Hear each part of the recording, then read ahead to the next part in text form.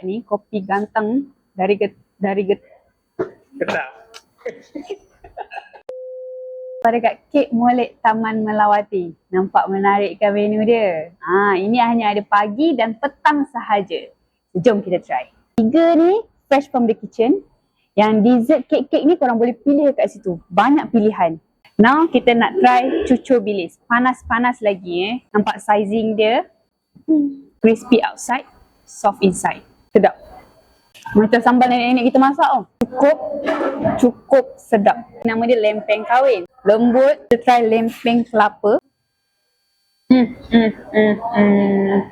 Kelapa dia, orang kata tak terlalu banyak, tak terlalu sikit. Just nice combination dia. Tapi lempeng dia lembut. Sambal dia tak sama dengan sambal cucur bilis ni sangat lain.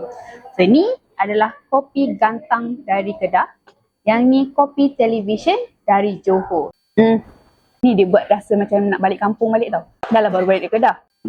Kalau nak rasa pure kopi dari Kedah, try dekat sini kat Molek. Sumpah sedap. Pekat. Cukurut pisang ni, dia masak panas-panas tau. Korang datang, order, baru dia buat. Kenapa dekat sini rasa macam dekat kampung, vibe kampung. Nenek-nenek kita buat tu. Kurang tepung. Cukurut dia manis pisang tu. Sarang semut ori dengan sarang semut pandan. Macam gitu, dia punya lembut, dia tak liat. Tak terlalu manis. Sedap, lembut. Macam cair dekat mulut pun ada juga. Sedap. Ni makan ni dengan kopi pandan. Ni yang ada pandan. Rasa pandan dia pandan ori yang di blend Lembut, sama tekstur sama, cuma rasa pandan.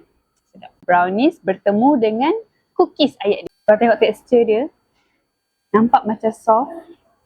Coklat dia penuh, cookies. Tekstur dia okey. Lembut, moist, tapi manis sikit. Yelah sebab cookies dah manis butter. Lepas tu dengan coklat, brownies, so a bit manis sikit lah. But okay.